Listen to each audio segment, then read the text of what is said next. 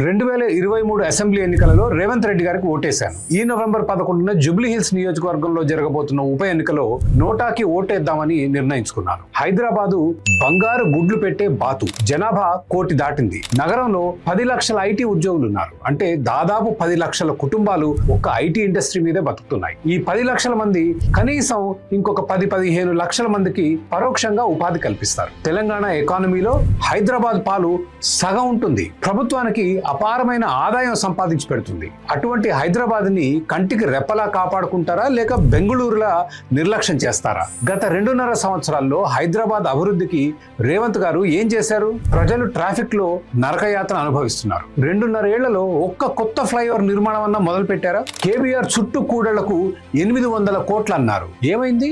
IIIT flyover ఎప్పుడు మొదలవుతుంది? TV9 under pass, Rasoolpura flyover ఎప్పుడు మొదలు పెడతారు? ప్రణాళికలే కానీ యాక్షన్ లేదు. మెట్రో ఎక్స్టెన్షన్ పనులు ఎప్పుడు మొదలవుతాయి? వర్షం పడితే చాలు ట్రాఫిక్ చుక్కలు చూపిస్తుంది. 4వ అతిపెద్ద ఎకానమీ అంటాం కానీ కనీసం 24 గంటల తాగునీరు కూడా ఇవ్వలేము. తెలంగాణ బడ్జెట్ 3 లక్షల కోట్ల రూపాయలు. ప్రభుత్వానికి సగం ఆదాయం హైదరాబాద్ నుంచే వస్తుందని నా అంచనా. ఉచితాలకు 1,00,000 కోట్లు కేటాయించానని గొప్పగా చెప్పుకున్నారు రేవంత్ రెడ్డి గారు. మరి బంగారు బాత్ అయిన హైదరాబాద్ రోడ్లకి ఎంత కేటాయించారో గెస్ చేయగలరా? HCT బడ్జెట్ కింద 2,654 కోట్లు. ఎస్, కేవలం 2,654 కోట్లు. నీళ్లు, డ్రైనేజీ, మెట్రో, మూసి ఆధునీకరణ వగైరాలకు ఇంకొక 6,000 కోట్లు కేటాయించారు.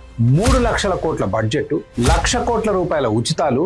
హైదరాబాద్ రోడ్ల అభివృద్ధికి ముష్టి 3,000 కోట్లు కూడా ఇవ్వరు. కానీ పెన్షన్లకు 15,000 కోట్లు, రైతు భరోసాకి 18,000 కోట్లు, విద్యుత్ సబ్సిడీకి 11,000 కోట్లు, ఇందిరమ్మ ఇళ్లకు 12,000 కోట్లు, ఉచిత బియ్యానికి 3,000 కోట్లు ఇస్తున్నారు. బెస్ట్ పార్ట్ చెప్పమంటారా? మన రోడ్ల బడ్జెట్ కన్నా కళ్యాణ్ లక్ష్మి, షాదీ ముబారక్ బడ్జెట్ ఎక్కువ, 3,683 కోట్లు. మన పాలకులకు ఎంతసేపు హైదరాబాద్ అనే జెర్సీ ఆవు పాలు పిండుకునే ధ్యాసే కానీ దానికి కాస్త తిండి పెట్టాలనే విషయం పూర్తిగా మర్చిపోయారు. ఉచితాలు తగ్గించి అందులో నుంచి ఒక 30-40 వేల కోట్లు ప్రతి సంవత్సరం హైదరాబాద్ మౌలిక సదుపాయాల మీద ఖర్చు చేస్తే కొత్త వ్యాపారాలు వచ్చి హైదరాబాద్ అభివృద్ధి చెంది కనీసం ఇంకొక 25 లక్షల మందికి ఉపాధి సృష్టిస్తుంది.